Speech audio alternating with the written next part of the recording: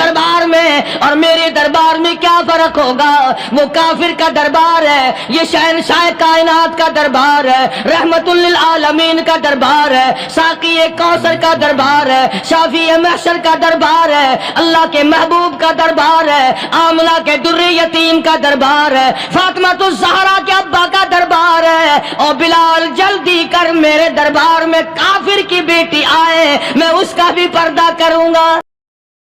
دوستو ایک مرتبہ پھر سے حضرت قاری حنیف صاحب رحمۃ اللہ علیہ کا بہت ہی شاندار اور عمدہ بیان لے کر حاضر ہوا ہوں۔ بیان کا عنوان ہے کہ ایک یہودی لڑکی جب رسول اللہ صلی اللہ علیہ وسلم کے دربار میں پہنچی تو کس طرح سے اس کی زندگی بدل گئی۔ بیان کے اندر اور بھی بہت ساری باتیں موجود ہیں، بیان کو پورا سن کر کے جائیں، انشاءاللہ بہت فائدہ ہوگا۔ آئیے مل کر توجہ کے ساتھ میں اس بیان کو سنتے ہیں۔ بتاؤ کہ تم مسلمان بھی ہو کہ نہیں؟ مسلمان یوں ہوا کرتے، آنکھ مسلمان والی نہیں، زبان مسلمان والی نہیں، ہاتھ مسلمان والا نہیں، دل مسلمان والا نہیں، نیت مسلمان والی نہیں، یہ مسلمانی ہے؟ صحابہ اکرام رضوان اللہ تعالی علیہ مجمعین، اللہ تعالیٰ کی کروڑہ رحمتیں نازل ہو حضرات صحابہ اکرام کی قبروں پہ۔ دربار رسالت ہے، سب کہہ دو صلی اللہ علیہ وسلم۔ سبحان اللہ، کتنے خوش نصیب تھے وہ لوگ جو محمد کریم صلی اللہ علیہ وسلم کی مجلس میں بیٹھا کرتے تھے، کانوں میں آواز آتی تھی مصطفیٰ کریم کی، دیدار ہوتا تھا امام الانبیاء کا۔ کتنے خوش نصیب تھے یہ لوگ۔ جنگ سے واپس آئے صحابہ اکرام، ایک لڑکی کو پکڑ کے لائے جو لڑنے آئی تھی، کفار کے ساتھ مل کر مسلمانوں کا مقابلہ کرنے آئی۔ میدان جہاد میں سے صحابہ کرام پکڑ کے لائے، قیدی ہے، کافرہ عورت ہے، غیر مسلم ہے۔ شہنشاہ کائنات حضرت محمد الرسول اللہ صلی اللہ تعالی علیہ وسلم کے دربار میں لا کے بٹھا دیا۔ ننگے سر ہے، ننگے منہ ہے، ننگے ہاتھ پیر ہیں۔ اللہ اکبر۔ کبھی آپ نے سوچا نہیں کہ تو کتنے بڑے نبی کا امتی ہے، کتنے بڑے سردار کا غلام ہے؟ رحمت والی چادر اتار کر فرمائی، او بلال یہ میری چادر لے لے، اس لڑکی کے سر پہ ڈال دے، پردہ کرا دے۔ عرض کیا گیا کسی کافر کی لڑکی ہے، یہودی کی لڑکی ہے، عیسائی کی لڑکی ہے، غیر مسلم کی لڑکی ہے، میدان جہاد سے گرفتار کر کے لائی گئی، قیدی لڑکی ہے، لڑنے آئی تھی، مارنے آئی تھی، اسلام کی دشمن ہے، دین کی دشمن ہے، قرآن کی دشمن ہے، مذہب کی دشمن ہے، خدا اور اس کے رسول کی دشمن ہے۔ اللہ تعالیٰ کے نبی حضرت محمد کریم صلی اللہ علیہ وسلم نے فرمایا، او لوگو ٹھیک ہے لڑکی کافر کی ہے، کفر کی حالت میں پلی ہے، کفر لانے آئی ہے، کفر کو بچانے آئی ہے، اسلام کا مقابلہ کرنے آئی ہے، اسلام کو مٹانے کے لیے آئی ہے، پر اے میرے دیوانوں یہ تو بتاؤ، اپنے باپ کافر کے دربار میں بھی ننگے سر بیٹھے اور میں کالی کملی والے کے دربار میں بھی ننگی بیٹھے۔ سبحان اللہ۔ پھر اس دربار میں اور میرے دربار میں کیا فرق ہوگا؟ وہ کافر کا دربار ہے، یہ شہنشاہ کائنات کا دربار ہے، رحمت للعالمین کا دربار ہے، ساقی کوثر کا دربار ہے، شافی محشر کا دربار ہے، اللہ کے محبوب کا دربار ہے، آمنہ کے در یتیم کا دربار ہے، فاطمہ الزہرا کے ابا کا دربار ہے۔ اور بلال جلدی کر میرے دربار میں کافر کی بیٹی آئے، میں اس کا بھی پردہ کروں گا۔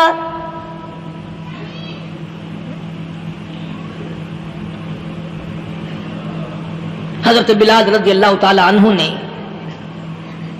ذرا ایک اور لطیف سی بات ہے، تھوڑی سی باریک سی، اگر آپ سوچیں، لڑکی ہے تو کافرہ، لڑکی ہے تو بے دین، ہے تو اسلام کے دشمن۔ میں تو کئی مرتبہ سوچا کرتا ہوں کہ واہ لڑکی تیرا مقدر ہے، تو کافر کی بیٹی، خود بھی کافرہ ہے، مگر مقدر تو دیکھو امام الانبیاء کی چادر سر پہ ڈالے بیٹھی ہے۔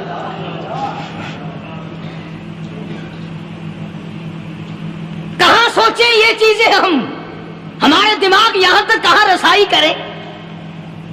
میرا تو دل چاہتا اگر میں ہوتا اس کافر بیٹی کے ہی پاؤں دھو کر پی لیتا۔ تو تو ایڈی مقدروں والی، تو اینی خوش نصیب، ابھی ابھی قیدی بن کر آئی، ابھی ابھی ہاتھوں میں ہتکڑی تھی، اور ابھی ابھی سر پہ رحمت دو عالم کی رحمت والی چادر ہے۔ اور پھر آپ نے پوچھا اب تو کیا چاہتی ہے، کیا چاہتی ہے؟ اللہ اکبر، کہنے لگی میرے گھر پہنچا دو، میں اپنے گھر جانا چاہتی ہوں۔ دو نوجوان صحابہ کو بلایا، فرمایا کہ انسانی رشتے کا تقاضا ہے، لڑکی نے ہم سے پناہ مانگی اور اپنے گھر جانا چاہتی ہے، ہم نے اس کو معاف کر دیا، جاؤ گھر چھوڑاؤ۔ اب گھر پہنچانے کا مطلب یہ تو تھا نہیں کہ حسین گائی پہنچا دو، دولت گیٹ پہنچا دو، خدا جانے کتنی دور گھر ہوگا، لڑنے جو آئی تھی۔ یوں لکھا ہے علماء اکرام نے، ذرا توجہ کریں، اور سچی بات تو یہ ہے اپنے دامن میں بھی ہاتھ مار کے دیکھو کہ ہم کیسے ہیں۔ محمد الرسول اللہ صلی اللہ علیہ وسلم کے دو جوان دیوانے ساتھ ساتھ اس کے چلتے ہیں، ایک ادھر چل رہا ہے ایک ادھر چل رہا ہے، جنگل کا راستہ ہے، رات بھی راستے میں آئی ہے۔ نوجوان لڑکی کا بیان ہے، اپنے بھائی کو جا کے کہتی ہے یہ دونوں جوان میری ساتھ راستہ چلتے آئے، میری ساتھ سفر طے کرتے آئے، پر اے میرے بھائی جان، رب کائنات کی قسم مجھے تو یوں معلوم ہوتا تھا دونوں اندھے چل رہے، مجال ہے میری طرف نظر اٹھائی ہو۔ یہاں تو رکشے والے کا داؤ لگ جائے وہ بعد نہیں آتا، ٹانگے والے کا داؤ لگ جائے وہ بعد نہیں آتا، اور پیر صاحب تو اپنے یہاں سے خشک جانے کیسے دیں گے؟ کیوں جانے دیں؟ کیا مطلب؟ یہ شرافت ہے، یہ دین ہے، یہ اسلام ہے۔ مسلمان کی بیٹی کی عزت پہ ڈاکے ڈالنا، خدا کی قسم اگر اسلام کی حکومت ہو اور جس نبی کا تو نام لے کر جنت میں جانا چاہتا ہے، اگر نبی کا قانون زندہ ہو، قرآن کا قانون عدالت میں ہو، آنکھیں نکال دی جائیں۔ بے غیرت قوم، بے حیا اور بے شرم قوم، شرم نہیں آتی کہ زندگی کس طرح بسر ہوتی ہے۔ یہ کافروں کی بیٹیاں ہیں، یہ کسی یہودی کی بیٹیاں ہیں، چکلے چل رہے ہیں، بدماشی کے اڈے چل رہے ہیں، سب کو پتا ہے، افسروں کو پتا ہے، چھوٹے بڑوں لیڈروں کو پتا ہے۔ کون روکے؟ کس لیے روکے؟ سبحان اللہ۔ پھر یاد رکھو بات محمد کریم صلی اللہ علیہ وسلم کی، فرمایا جس ملک میں جس شہر میں زنا ہوگا، اللہ کے نبی نے فرمایا وہ جس دن برباد ہوگا آواز بھی نہیں آئے گی۔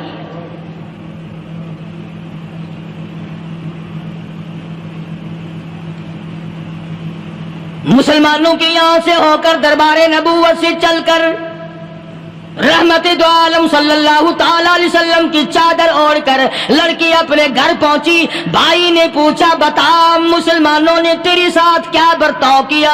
مسلمان تجھے پکڑ کے لے گئے تھے، اتنی خوبصورت ہے تو، ایسی حسینہ ہے، شباب تیرا، حسن تیرا، جمال تیرا، شکل و صورت نرالی، نقش نرالے، آنکھیں تیری نرالی، چہرہ تیرا نرالا، لب تیرے نرالے، قد و قامت تیری نرالی، حسن تیرا شان والا، جوانی شباب ہے، بتا مسلمانوں نے تیری ساتھ کیا گزری؟ رونے لگی اور کہنے لگی تو میرا ماجایا بھائی ہے، پر میں کیا بتاؤں، زمین و آسمان کے مالک کی قسم، سمندروں کے پیدا کرنے والے کی قسم، درختوں کی پتی پیدا کرنے والے کی قسم، ان پہاڑوں اور زمین کے ذرات کو پیدا کرنے والے کی قسم، جو میری عزت کی حفاظت محمد کے غلاموں نے کی ہے، وہ تو ماجایا بھائی بھی نہیں کر سکتا۔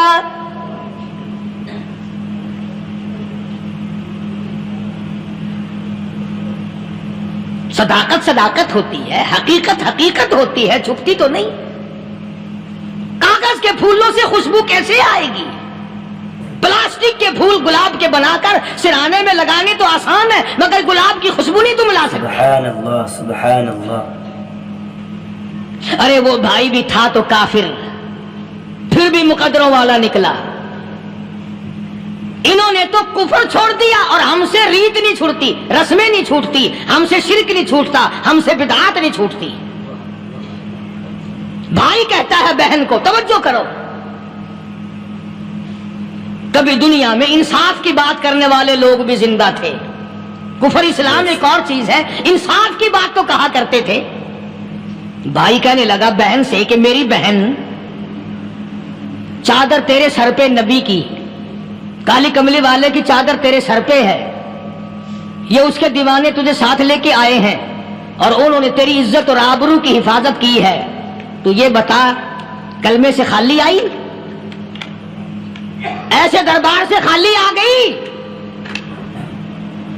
خزانہ لوٹ رہا ہے وہاں تو خالی تو نہیں آ گئی؟ بہن کہنے لگی کہ ہاں خالی آئی ہوں، مطلب یہ کہ میں نے کلمہ نہیں پڑھا، ایمان قبول نہیں کیا، دین قبول نہیں کیا، اسلام اور اس کا مذہب میں نے قبول نہیں کیا۔ بھائی کہنے لگا تف ہے تجھ پر، تجھے ایسے دربار سے خالی اٹھتے شرم نہ آئی؟ اور دربار رسالت اور خالی آ گئی؟ کیا بات کہی ہے عورت نے، سبحان اللہ، اللہ اکبر۔ کہنے لگی دو وجہ سے میں نے کلمہ نہیں پڑھا، دل میرا چاہ رہا تھا، اندر میرا کہتا تھا کہ جب میرے سر پہ یہ چادر آئی میرا تو دل چاہتا تھا کہ لپٹ جاؤں قدموں سے آقا کے۔ بھائی میرا دل چاہتا تھا میں کھڑی ہو جاؤں دربار میں اور یوں کہوں میرا دل ہو تیرا گھر ہو، میرا دل ہو تیرا گھر ہو، تیرا در ہو میرا سر ہو۔ تمنا مختصر سی ہے مگر تمہید کولانی۔ میں نے کلمہ دو وجہ سے نہیں پڑھا۔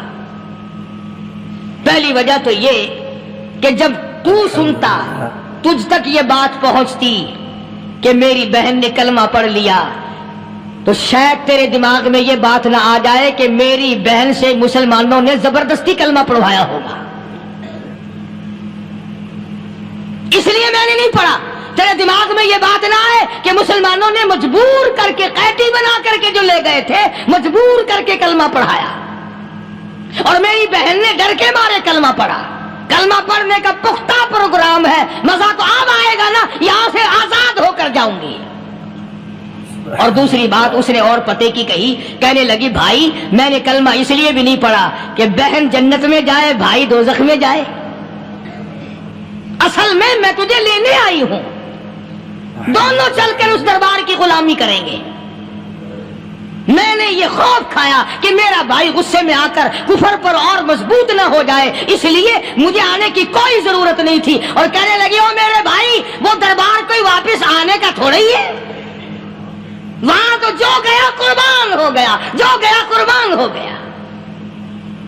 چلو چلتے ہیں دونوں بہن بھائی آ کر حضور اکرم صلی اللہ علیہ وسلم کے ہاتھ پہ کلمہ پڑھ کر مسلمان بن جاتے ہیں۔ وہ نبی کی ایک بات دیکھ کر کلمہ پڑھ کر مسلمان بن گئے۔ ہمارے سامنے لاکھوں حدیثیں، ہزاروں قرآن کی آیتیں ہیں، پر ہم آج تک مسلمان نہ بنے۔ اللہ جب مرضی آئی نماز پڑھ لی، جب مرضی آئی زکات دے دی، جب مرضی آئی قرآن پڑھ لیا، جب مرضی آئی دین ایمان کر لیا، مرضی آئی چوری کر لی، مرضی آئی ٹھگی مار لی۔ اس کا نام دین نہیں ہے، اس کا نام ٹھگی اور فریب ہے۔ اس لیے قرآن کریم نے للکار کی کہا تأمرون الناس بالبر وتنسون انفسکم وانتم تتلون الکتاب۔ دوسروں کو اسلام کا نام لیتے ہو، دوسروں کے سامنے مسلمان بنتے ہو، حالانکہ تم کتاب پڑھتے ہو اللہ کی۔ افلا تعقلون، سوچتے کیوں نہیں ہو کہ تم کدھر چلے ہو؟ کیا پروگرام بنائے بیٹھے ہو؟ زندگی کا لاہ عمل یہ تو نہیں ہونا چاہیے جو تم نے بنایا ہوا ہے۔ اور آگے فرمایا تأمرون الناس بالبر وتنسون انفسکم وانتم تتلون الکتاب افلا تعقلون واستعینوا بالصبر والصلاة۔ اگر تکلیف آئے، پریشانی آئے، کوئی مصیبت آئے تو صبر اور نماز کے ساتھ قائم رہو۔ یعنی صبر نماز کے بغیر حاصل نہیں ہوگا، اور نماز قبول ہوگی تو صبر خود بخود آ جائے گا۔ چنانچہ اللہ والوں کی زندگی کا مطالعہ کرو، کتابیں اور حالات پڑھ کر کے دیکھو کہ انہوں نے ساری عمر میں ایک ایک نماز بھی ضائع نہیں ہونے دی، تمام عمر میں ایک ایک نماز ضائع نہیں ہونے دی۔ اور ہم لوگوں کی جوانی یوں ہی بیت جاتی ہے، جوانی یوں ہی گزر جاتی ہے۔ اسی کو کہتا ہے کہ کچھ نہ پرواہ کی میرے دین کی، آج میں تمہاری پرواہ کیسے کروں؟ وَإِنَّهَا لَكَبِيرَةٌ إِلَّا عَلَى الْخَاشِعِينَ۔ اللہ پاک خود فرماتے ہیں کہ نماز بھاری نہیں، نماز مشکل نہیں، نماز پڑھنا کوئی تکلیف نہیں، مگر ان لوگوں کے لیے، ان لوگوں پہ کوئی مشکل نہیں جو اللہ سے ڈرنے والے ہیں، اللہ کے خوف کو دل میں بسانے والے ہیں، جن کا یقین ہے کہ موت آئے گی اور اللہ کے یہاں جا کر کے میں نے منہ دکھانا ہے، ایک دن قبر میں جانا ہے، حشر نشر نے بھی آنا ہے، قیامت نے بھی آنا ہے، جس کا ان تمام چیزوں پہ یقین ہے۔ اللہ فرماتے ہیں الا علی الخاشعین، ڈرنے والے کے لیے تو کوئی چیز نہیں، اور جو نہیں ڈرتا اس کے لیے تو پہاڑ ہے نماز پڑھنا۔ صحابہ کرام نے تو ایسی نمازیں پڑھی۔ صحابی ہے مدنی کریم صلی اللہ علیہ وسلم کا، اپنے باغ میں نماز پڑھ رہا ہے، گنجان باغ ہے کھجوروں کا باغ پکا کھڑا ہے، صحابی نماز پڑھ رہا ہے۔ ایک پرندہ کبھی ادھر سے آتا ہے کبھی ادھر جاتا ہے، گنجان باغ ہے، وہ نکلنا چاہتا ہے، پرندے کو راستہ نہیں ملتا، تو دوران نماز صحابی کی نظر پرندے پہ لگ گئی۔ دوران نماز صحابی کی نظر، وہ پھڑک پھڑک جو کرتا تھا نا، کبھی ادھر، صحابی کی نظر پرندے پہ لگ گئی، نماز میں بھول گیا۔ بس اتنی سی بات ہوئی، آیا دربار رسالت میں اور کہنے لگا یا رسول اللہ وہ سارا باغ لے کر اسلام میں وقف کر لو، جس باغ کی وجہ سے میری نماز خراب ہو جائے میں وہ باغ ہی نہیں رکھتا۔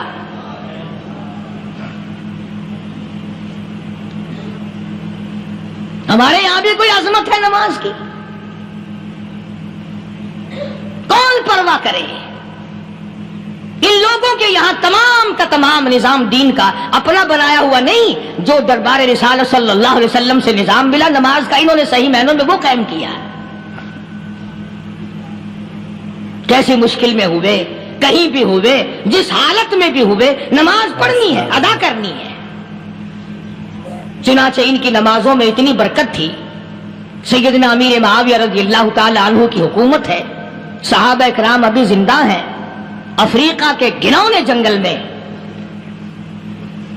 بہت بڑے صحرا میں چھاونی بنانے کا پروگرام بنایا، بڑے جنگل ہیں، بڑے درخت ہیں، بڑی بھیڑ بھاڑ ہے، بڑے جانور ہیں، شیر ہیں، چیتے ہیں، گھگیاڑ ہیں، بڑے بڑے موذی جانور ہیں۔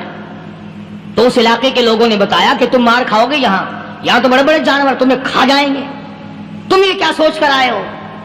تمہیں یہ نہیں چھوڑیں گے، جانور کھا جائیں گے، تمہیں یہاں چھوڑی بناؤ گے؟ صحابہ کہنے لگے نہیں، ہمارے پاس ہتھیار ہے۔ کمانڈر کہنے لگا، ایک صحابی تھا حضور اکرم صلی اللہ علیہ وسلم کے زمانے کا دیدار کرنے والا، بڑا دیوانہ پروانہ۔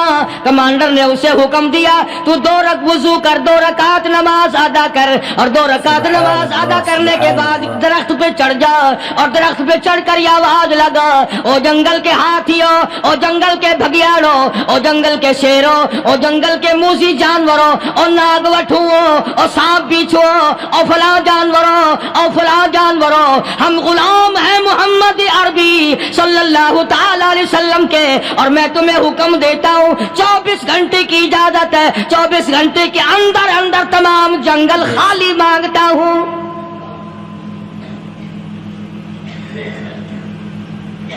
مارشلہ نافذ کر دیا حضور کے غلام نے، ہاتھیوں پہ، جانوروں پہ، چیتوں پہ، بھگیاڑوں پہ، شیروں پہ،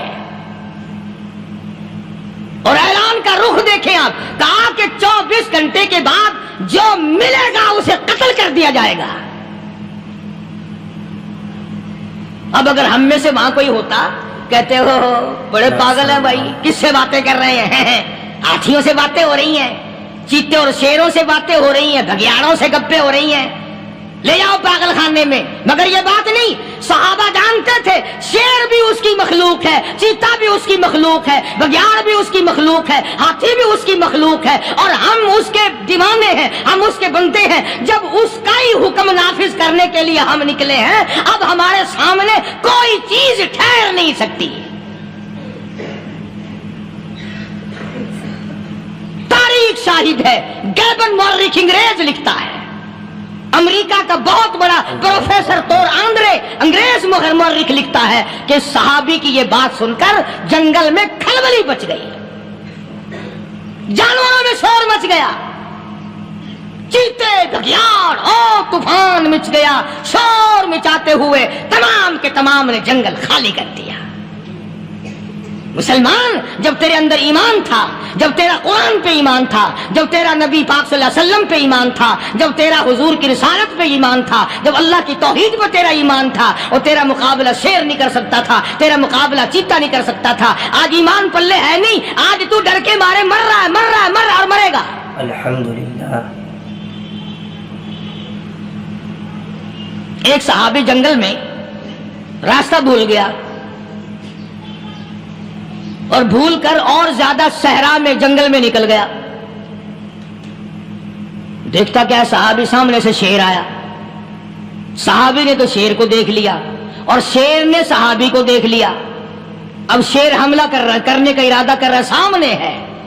اللہ اکبر، اللہ اکبر.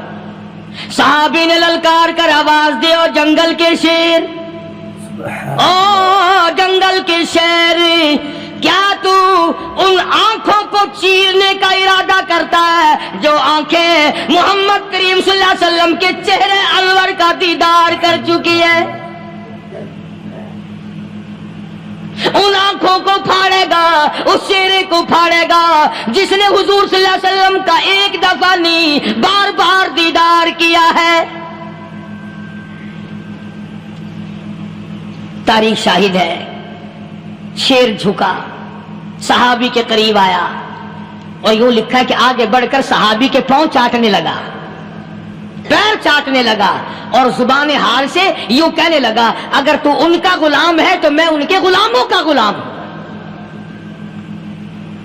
یہ جو تمہیں کہتے پھرتے ہیں نا، غلام ہے رسول کے غلام ہے، غلام ہے رسول کے غلام ہے، شکل پہ دیکھنا 12 بجے ہوئے ملیں گے.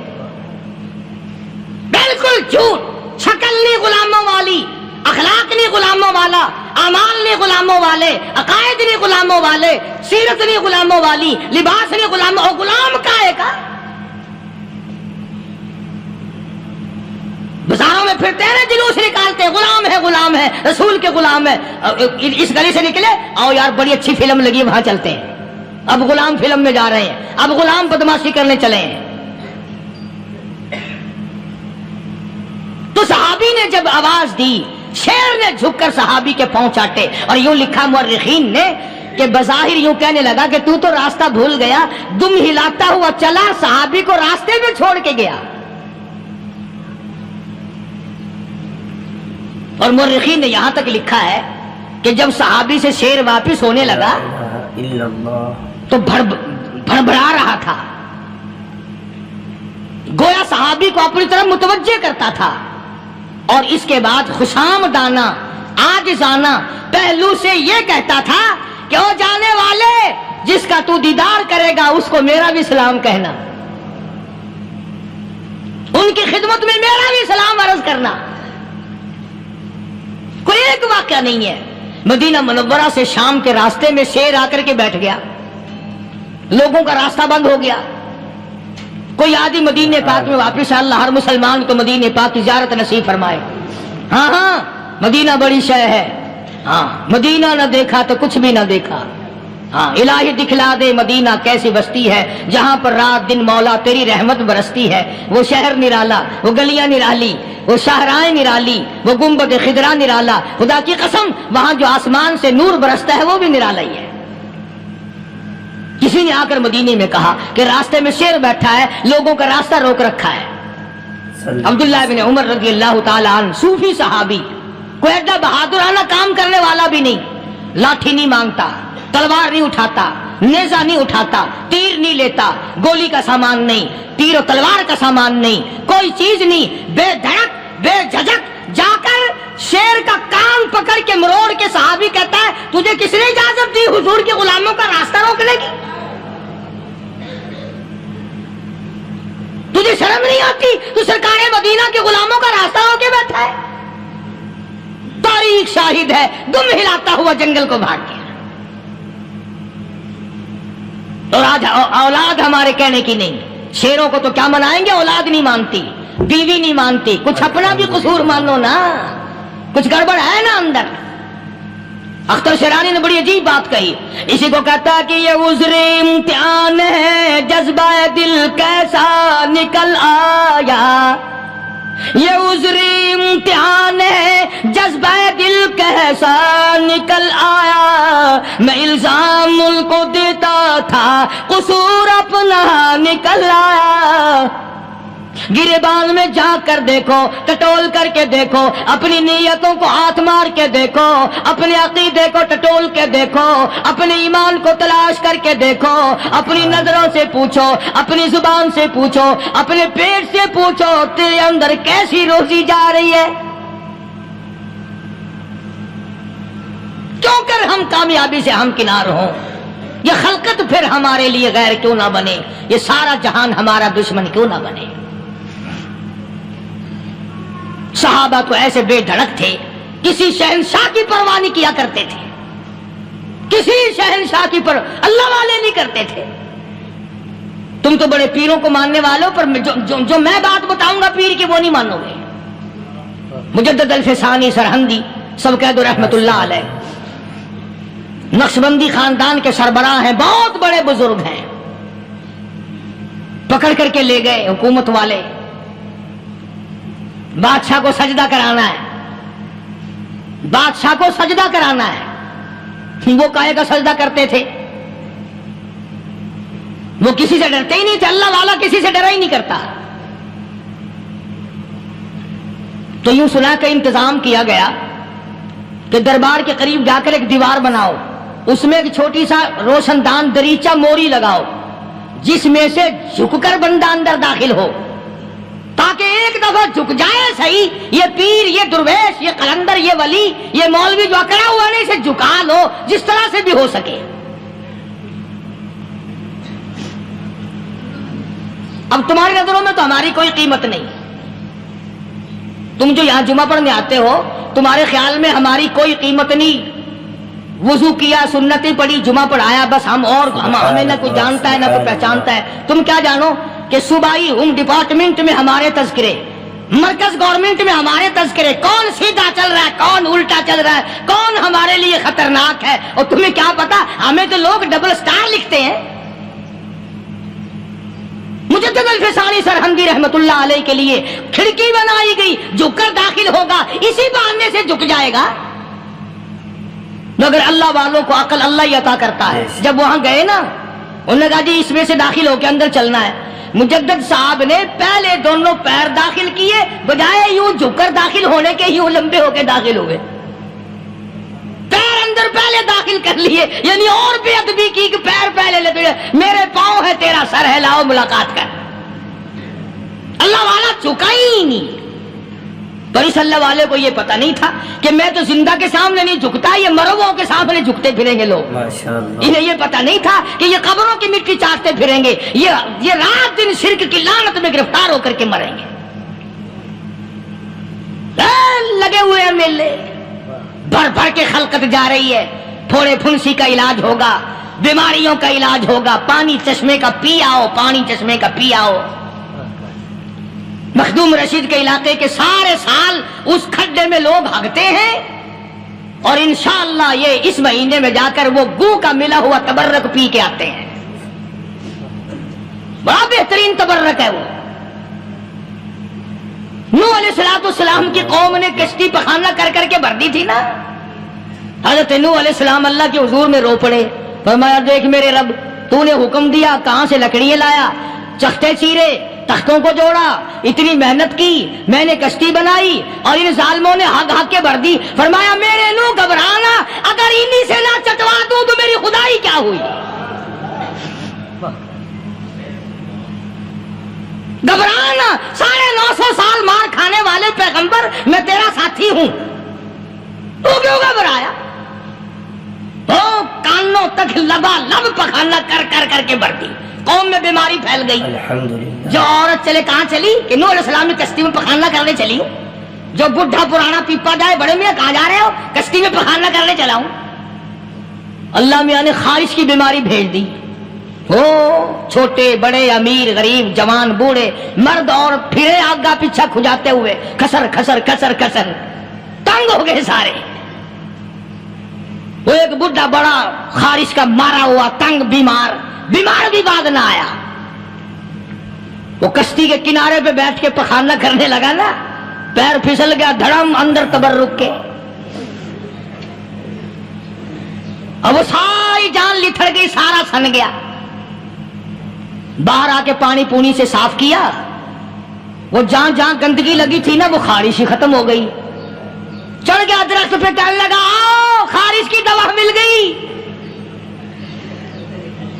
بیماری کا علاج مل گیا، آؤ آؤ مفت۔ آ گئی دنیا بیماری میں، اور کیا چاہیے؟ بھاگی بھاگی خلق۔ انہوں نے کہا ہے، انہوں نے کہا بظاہر دیکھنے میں یہ گند ہے، یہ کھاج کی دوا ہے، مل لو اٹھا کے، لب بھر بھر کے۔ امید ہے ناظرین آپ لوگوں کو قاری حری ملتانی رحمۃ اللہ علیہ کا بیان بہت زیادہ پسند آیا ہوگا۔ اگر آپ لوگوں کو بیان پسند آیا ہو تو ویڈیو کو لائک شیئر کریں اور چینل کو سبسکرائب کریں اور بیل آئیکن کے بٹن کو بھی پریس کریں۔